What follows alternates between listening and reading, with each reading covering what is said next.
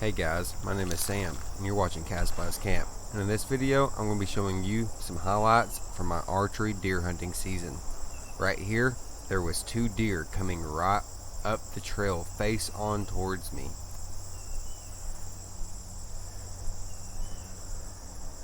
This is still very early season. The weather is warm, and these deer are young fawns. I'm pretty sure there is even a few spots on one of them. So I cannot legally or ethically shoot these. But I still do not want to spook them and want them to spook the rest of the woods for the other deer in the area. So my plan is to stand like a statue and try to be as quiet as possible. They can definitely tell there's something in the trail, but they don't know what it is quite yet. They keep on stopping and looking at me, but they keep on approaching forward as well.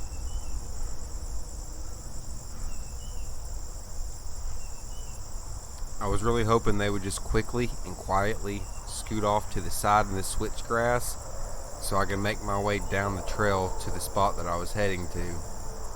But it took what felt like forever for these guys to notice there was something odd in the trail, and it didn't alert them so much that they spooked out the woods, but they definitely knew there was something there, and eventually they moseyed on away. Right here I just sped it up 8x speed just to show you how long it took for these guys to figure me out.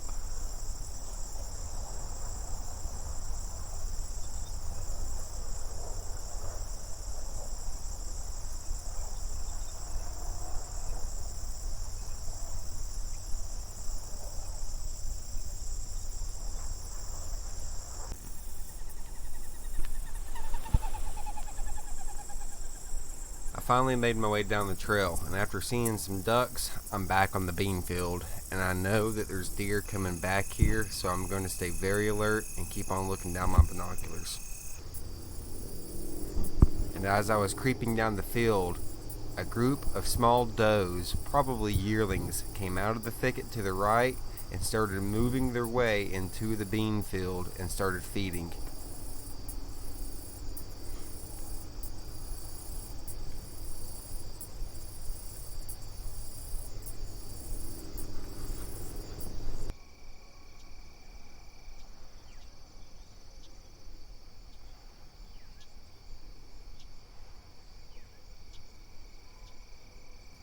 I stood still and waited for a few minutes to see how many deer were going to exit out of the thicket, and a few more did, and it seems like this was the last one to come out of the thicket at this time.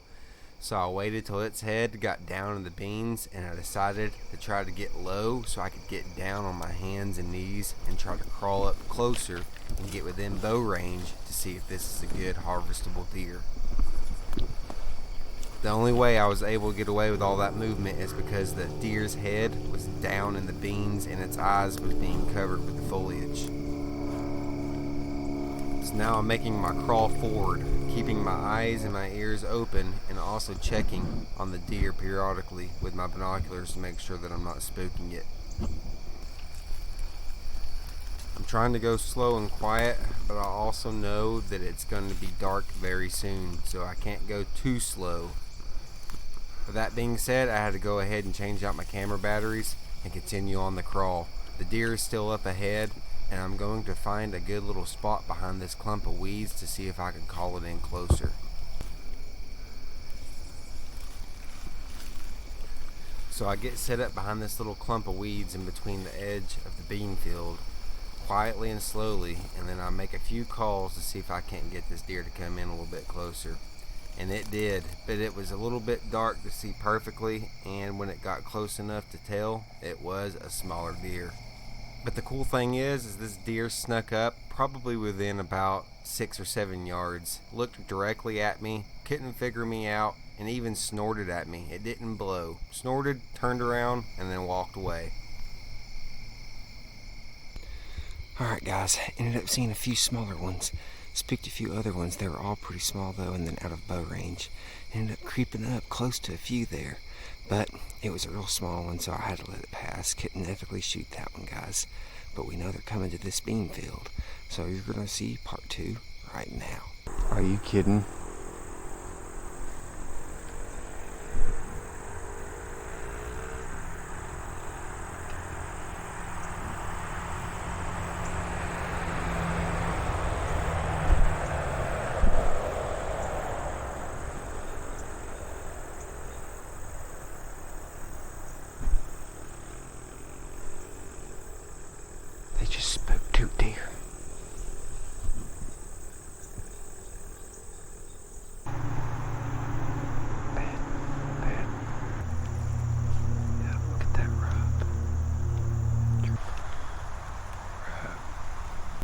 Now this one has me a little bit puzzled. It looks like some sort of box springy mattress type deal with a tree growing through it and some sort of headstone. What do you guys think? I saw a little bit of movement way off in the distance, so I brought up my binocular, and it was a couple of turkeys kind of moseying about, and they eventually made their way out of my eyesight. So I decided to find a good tree in this area and set up because it looked like a good spot.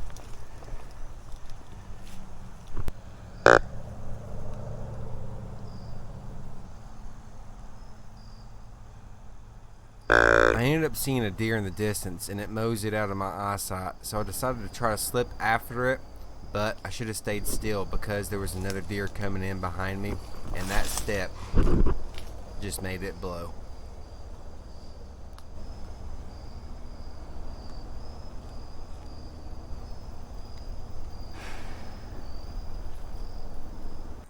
Another day, another hunt, and I've come back to the same power strip. But as soon as I come out on this little gravel trail, about 100 yards down, I see a doe mama coming out, but she has a fawn with her.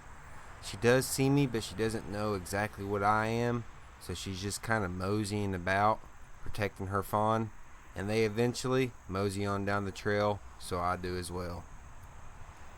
I have found a good haul or drainage to hunt on the backside of a knob. There is plenty of sign in this area, so I have decided to set up on one of these trees and see if I can't find some deer.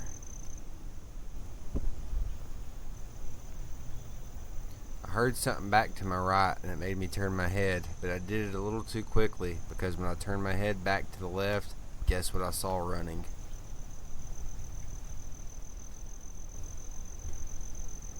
Now, I'm not sure if it was running because it saw my head snap or if it was chasing a doe or something else. But I decided that this is a good spot to set up for the rest of the evening. I'm going to find a tree to sit down on and make a few calls, see if we can't find something else.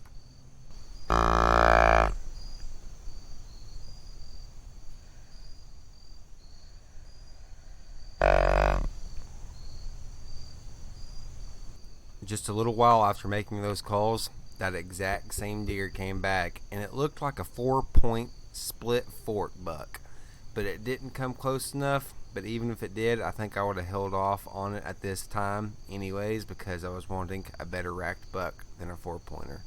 But it was good to see they're traveling through this drainage.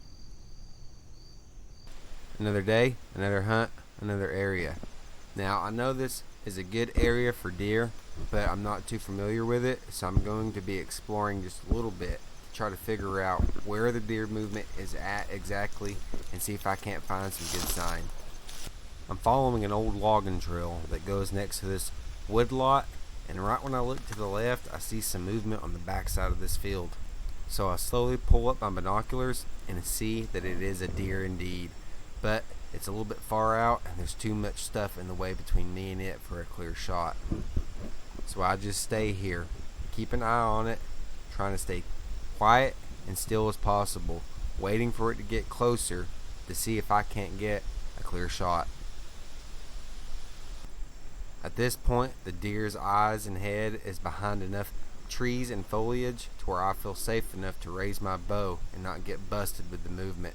At the time, I was thinking it was going to walk through this little clear cut to my left and be facing right at me for a perfect frontal shot, but it ended up going off to the right through this thick wood lot. It took a while for it to mosey on through to where I found it standing in a spot to where I thought I might be able to take a good shot on it. So I was just waiting for that perfect moment, trying to control my breathing and also trying not to get busted with movement.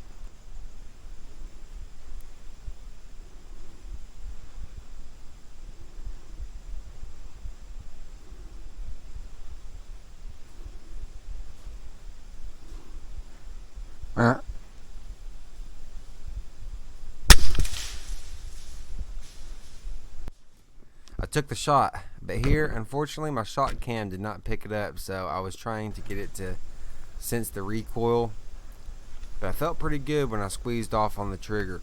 I know my red dot was on target, and I even seen the deer jump.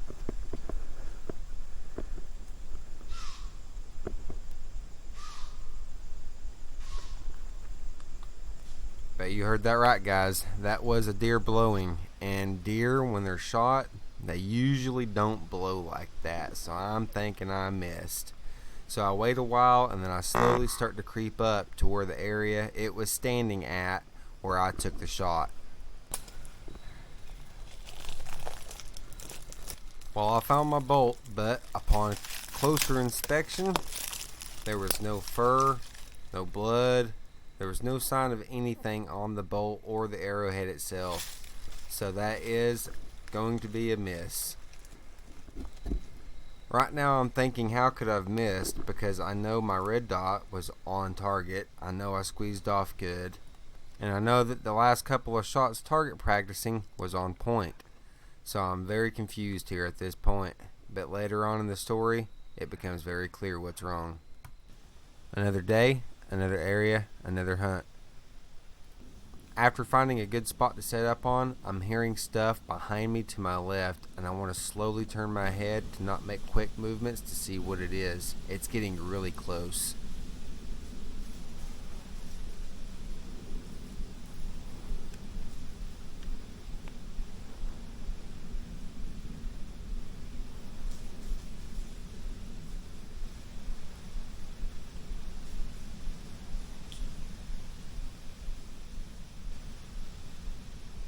Turns out it was a fox.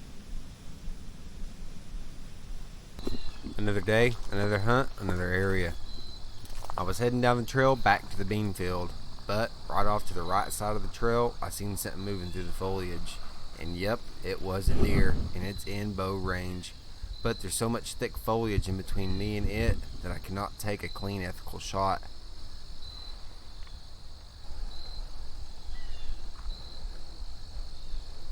So I just stand and wait. I'm hoping it's going to walk out into the trail broadside or maybe even quartered to where I can get a better shot on it. But it's just moseying about right now, taking its sweet time like deer do. So I just have to stand still, be quiet, and be patient.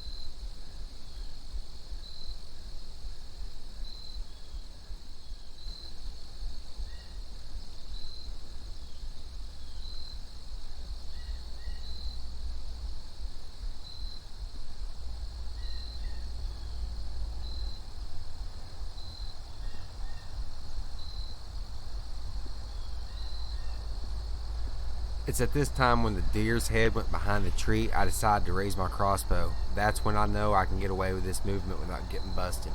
Now I'm just waiting for more time to pass, and I know it's going to come out into the trail because it's heading that direction.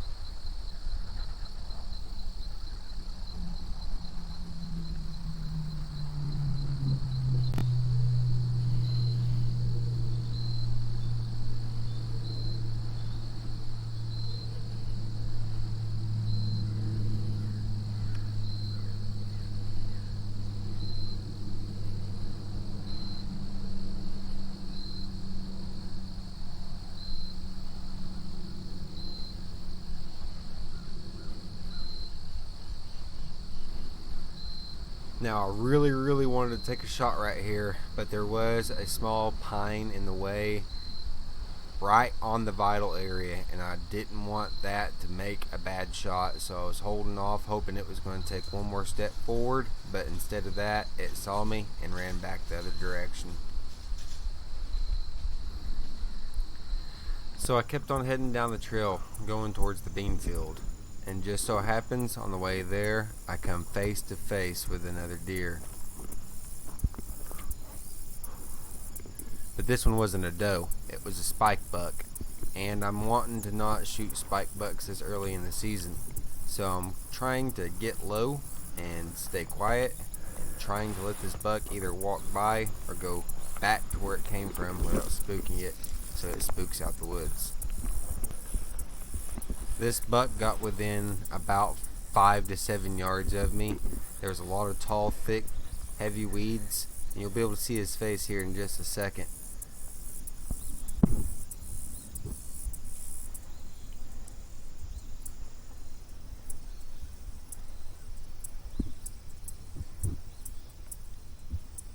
There was old Spiky, Eventually he turned around and went back the direction he came. He saw me, but he didn't know what I was.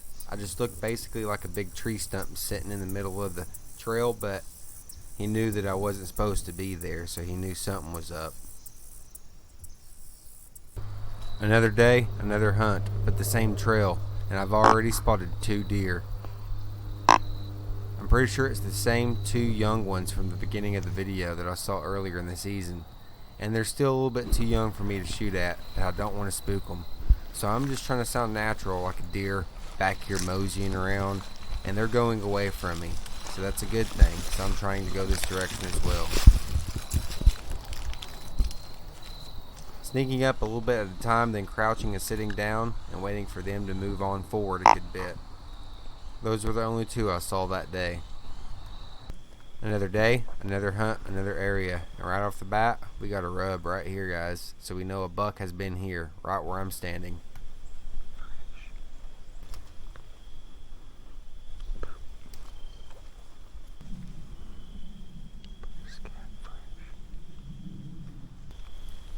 And there was rubs all in the mix as well. I moved forward a little bit, scanned this slope, looked for a good tree to set up on for the evening. And that's when I saw a deer moving uphill towards me. At this point, the deer hasn't noticed me quite yet, and it's moseying on up close towards me. So I'm just waiting for the right moment for its head to get behind a tree or a downed log so I can raise my bow and not get busted from that movement. It's right about 20 yards out.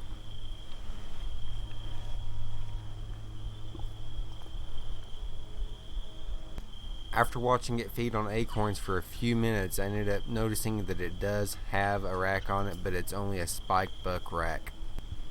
So I lower my crossbow, bring up my binoculars so I can keep a close eye on it, and I just let it mosey on through, and I decide to sit up on this tree for the rest of the evening.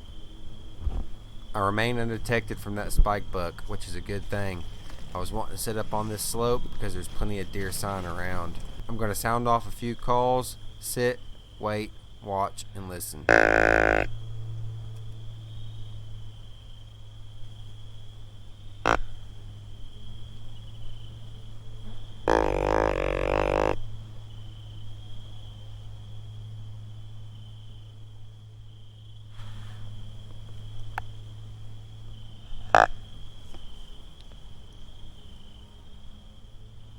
It was literally less than 5 minutes after sounding off those calls that a group of deer came over the slope. It was a bunch of does, and I just knew this was going to be my time. So I raised my bow into position, steady my breathing, and get the red dot aimed in on one of the deer.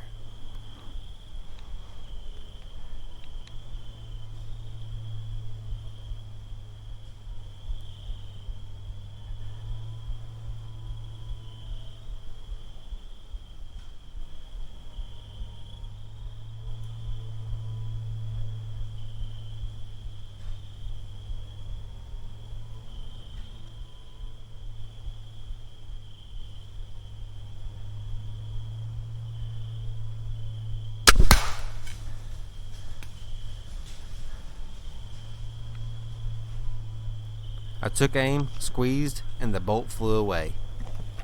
Unfortunately, my shot cam didn't pick up this shot either. I'm going to have to work around with the sensitivity settings, see if I can't get that thing working. But the deer started blowing, and I didn't know if it was the deer that I shot at or the other deer. And I remember the last time I shot at a deer and I heard blowing after, and that made my heart sink.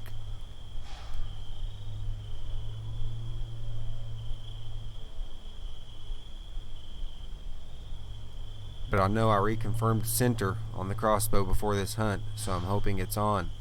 So my plan is to sit here to see if any more come back around, and I might be able to get another shot at another, being able to harvest another doe tag. So I quickly get cocked and reloaded so I can be ready for another shot just in case if some does or another buck comes back around. And it was about 10 minutes later, another doe came back around, but it was one of the does that was out of the same original group, and it was looking directly at me and walking back and forth behind a bunch of trees at about 25-30 yards out. And I was trying to see if I could get a shot, but it kept on walking and I never could get a clear shot.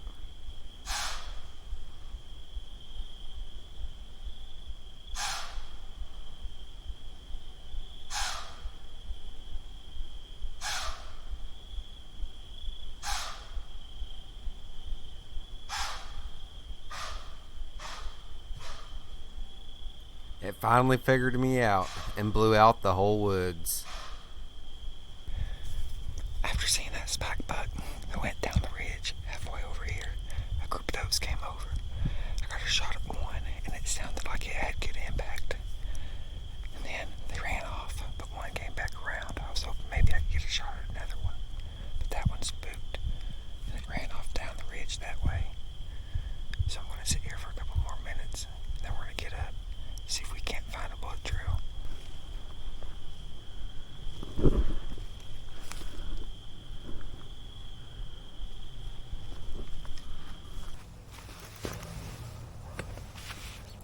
Well guys, it's been a pretty tough archery season so far. I ended up looking around for a while that night, looking for my bolt and also looking for a blood trail. I ended up finding it buried in a tree, guys, and that is because my serving was not centered, and I'm about to explain that. I've seen a lot of deer and I've even taken a shot at two.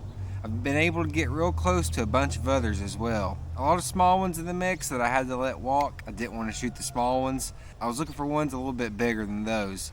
But I'm thinking I'm kind of glad that I didn't shoot them anyways, because this bow would have failed me. I'm pretty new into archery, and I'm also new into crossbows as well, that being part of archery. And this part of the string right here, this black part, is called the serving.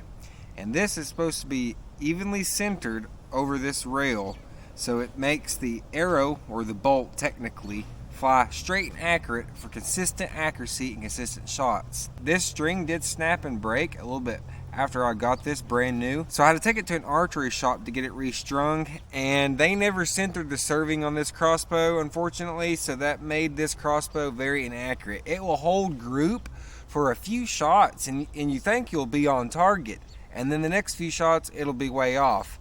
And that's why I was thinking it was my scope at first, because I was off, and then I would adjust my scope, get on for a few shots, and then it would throw me off again. Then I changed my bolts and my arrowheads, thinking, okay, if I upgrade them, that'll fix the issue, which it kind of did for a few shots at a time. But then it would get inaccurate once again. And I started looking around, and finally figured out that it was the serving here. When it's cocked, it's a lot easier to tell that it's uneven than it is when it's uncocked. But I'm going to go ahead and measure it and show you with my Fat Max here, just to show you that it's definitely not even, and that this kind of let me down, unfortunately. So first I'll give you an up-close view of what I'm talking about.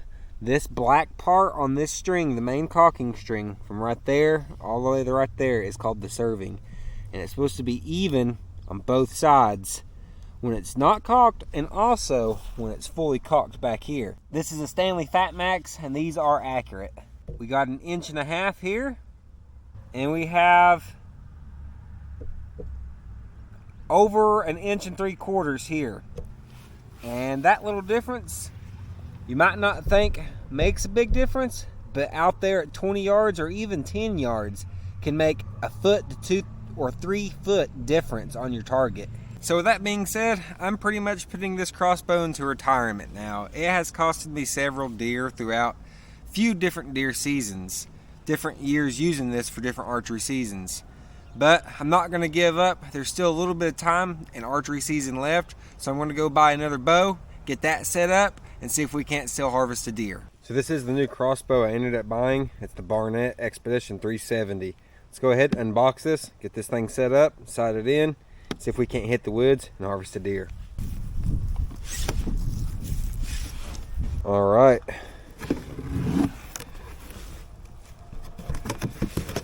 First off, I see some bolts that's included. 2 bolts. Headhunter. It's pretty well packaged in here with the foam blocks. They got it nice and tight, so it's not really going to be shaking around too much. They also got some of these silica gel packs in here to help for moisture, just in case. This thing comes with a red dot scope, an attachable quiver, 2 bolts of course, pretty sure a caulking device, string and cable, lubricant wax, and a scope armor neoprene scope cover. So let's go ahead and get this thing out the box. The main crossbow body and frame, the rail on the sight here, has an adjustable stock,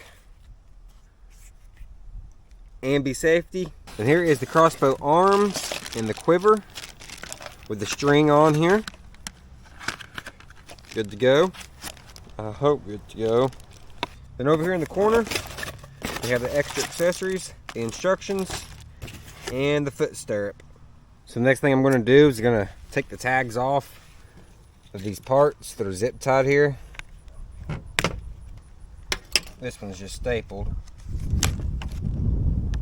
And then I'm going to have to be very careful about cutting this zip tie off of the string, because we do not want to damage that string with a knife blade. Alright, and there is the attachable quiver.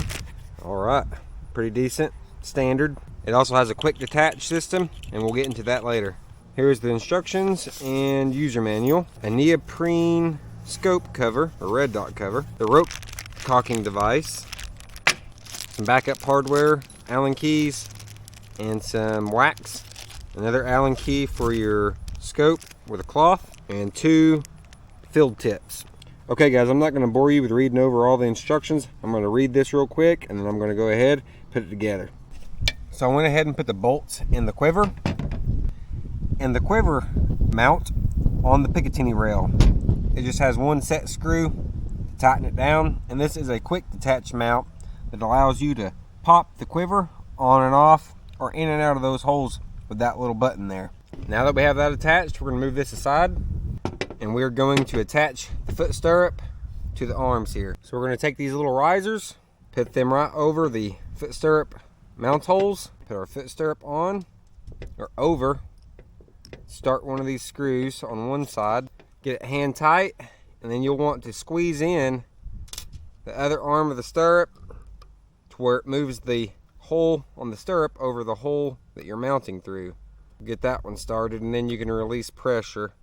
Now the same for the other two, and make sure all 4 are hand tight. Now that we have the foot stirrup attached to the arms, we need to attach the arms to the end of the crossbow itself, and make sure that the 2 twisted cables are going down in this slot. Now I will center it out a little bit and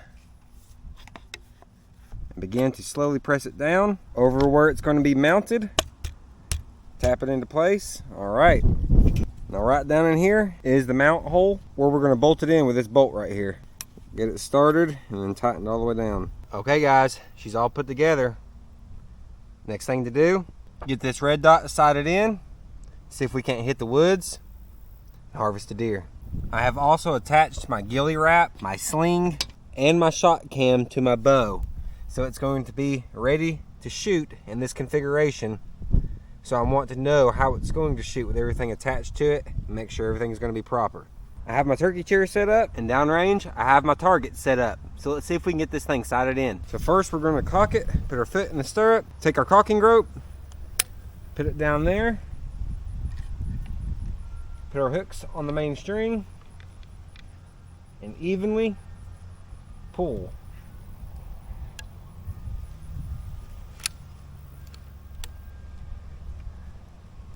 Then we press down on that red button to release our caulking rope, and it is cocked. Take our bolt, put it on the rail,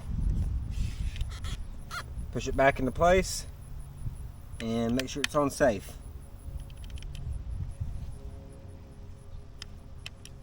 Man, that's a loose safety. And I mean a loose safety. That thing is super loose. Well, the safety lever is a little bit loose and wobbly. I'm not a big fan of that. I'm hoping maybe that might be able to be tightened up with this bolt right there and a hex key. But yeah, I'm not a big fan of how that's loose and rattly like that. Well, that hex key don't fit, unfortunately. Yeah, that's really, really loose, guys. That's a little bit of a worry in my opinion. I'm not a fan of that. I am not a fan of that safety. It's just too loose. I mean, it's just way too loose. It's like it almost feels like it's about to fall out. First shot I'm going to do very close, just a few feet away to see how it functions, and then we'll see if we can get it sighted in properly. Well, the very first shot operated as it should, I do believe. Safety goes back on to safe after you shoot it. Okay, now I'm going to recock it, head back about 10 steps, take another shot. I know it's shooting pretty center, but it is low. That was our first shot up close. That was our second shot about 10 yards back. We are centered. I was aiming about right here. We are centered, but we are low. So I'm just going to bring my elevation up some, and then we're going to go back to about 20 to 25 yards as well, and make sure we're good at a further range. All right, guys, we got it hitting in the middle. That's where I was aiming for too, right here in the middle. Let's go ahead and step back to about 20 yards and see if we can't keep it on target, and then get the shot cam aligned proper, and we'll be ready to hit the woods. That's pretty good, guys. I was aiming dead center at 20 yards. I'd say that's about, I don't know, an inch off. That's pretty decent, and it was right next to my other one as well. So I'm going to say that's a pretty good group. I'm going to take about 2, maybe 3 more shots, make sure that it's still going to group right in here, and if so, it's ready to go. I want to say one of the cons is the wiggly safety latch. It wiggles and jiggles just a little bit. It's not a huge deal, but I'm not a huge fan of that. But the trigger definitely makes up for it. This is a very, very crisp trigger. I was surprised by how crisp it was on this crossbow at this price point. It claims to be 3 pound, and I'd believe that. I'm going to take another confirming shot just to make sure we're on, and then it's time to hit the woods.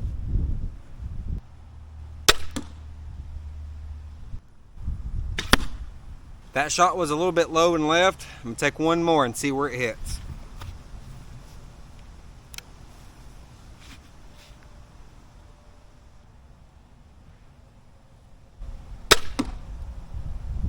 It's low and center. So I might need to come up just a little bit more.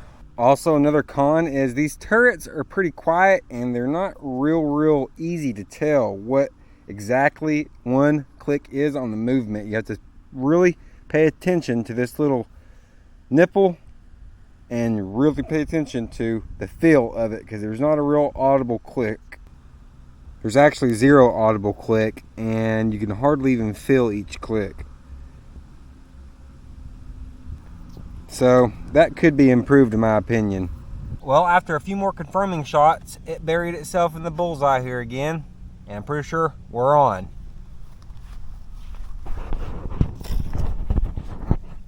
Not too bad for 20 yards. Decent grouping in there as well. All right, let's get ready to hit the woods. So we're back in the woods, but this time we're using the new crossbow in hopes that this one will perform better than the last. I've come back to a little small woodlot that I like to hunt. It's got plenty of deer activity back here, and I know a spot where I'm going to set up at.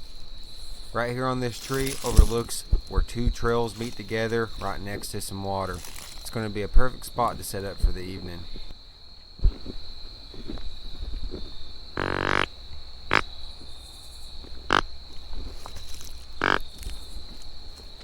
When dealing with loud crunchy leaves, you do want to clear them out when you want to sit down or make a spot to sit at, so you're not making a bunch of noise moving around in the leaves. But you can use a soft grunt tube to make that sound like a deer making a scrape. Also, if you're ground hunting, a small butt pad or even a turkey chair can come in real handy. It's basically the same plan as usual. Make a few calls, sit, wait, listen, and watch.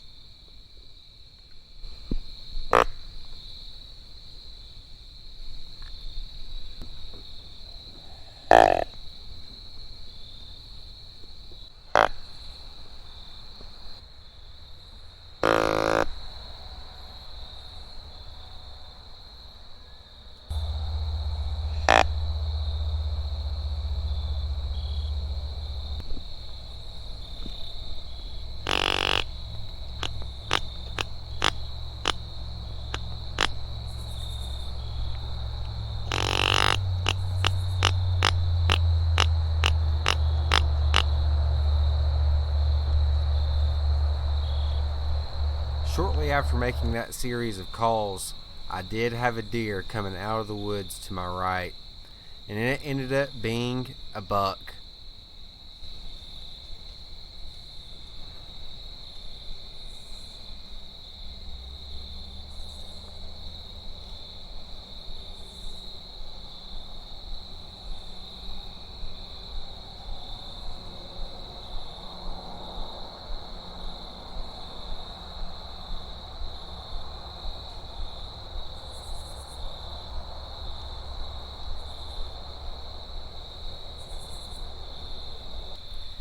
He moseyed around for a good bit, and I was able to get my binoculars up and get a better look at him. It was a spike with an offshoot 3-point, like a little nub, you could say. I didn't want to shoot it quite yet in the season, so I decided to let it walk. Alright guys, ended up hunting till dark. Only saw that one buck.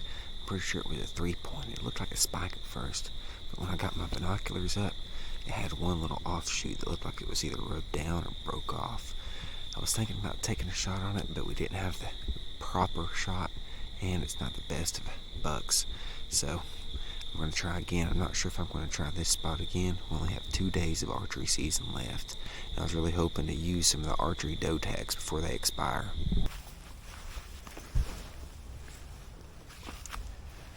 Well guys, no harvest this season, unfortunately. We started the season out with the Barnett Recruit, and then ended up finding out we had problems with the string. The serving wasn't centered, so I went out and got another crossbow by Barnett, the Expedition 370, but this red dot came with the other Barnett. This is the red dot that came with this crossbow, but unfortunately this red dot is defective. And this was the red dot that I had my new crossbow zeroed with before we went hunting on that very last hunt that I showed you, where we let that 3-point walk by. And it was holding target before I went on that hunt. I practiced with these targets right here behind me, and it was on point. And the next day I practiced again, and it was way off. And there for a minute I couldn't figure out what was going wrong, if it was the string or my bolts or my arrowheads. But then I figured out it was the top turret. This part is for changing the elevation of the red dot for sighting in, and it's supposed to make clicks, audible and tactile clicks when you turn it, and it does right there.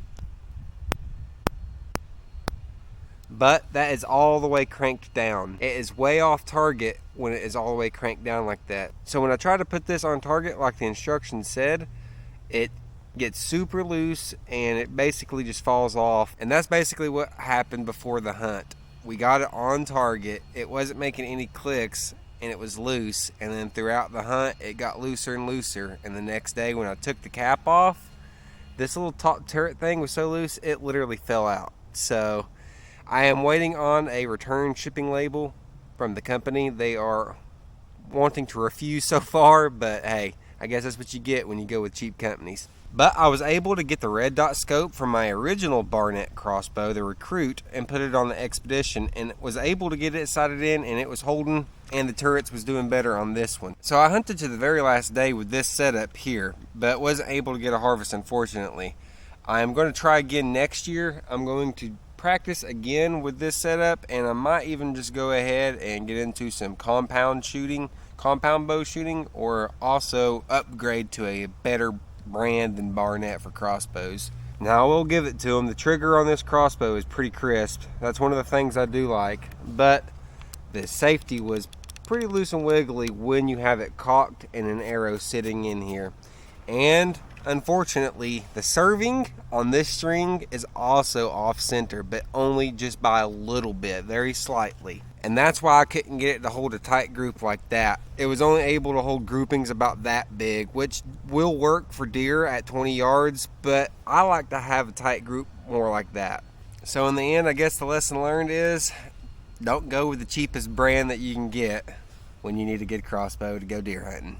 I still had a lot of fun hunting and learned a lot and seen a lot of deer as well. And I thank every one of y'all who have stuck around to the end. I have a good feeling next year is going to be a whole lot better. If If you guys like muzzleloader hunting, I'll link a video right here at the end where I went slip hunting with a muzzleloader and got some close quarter action. But until next time, Sam out.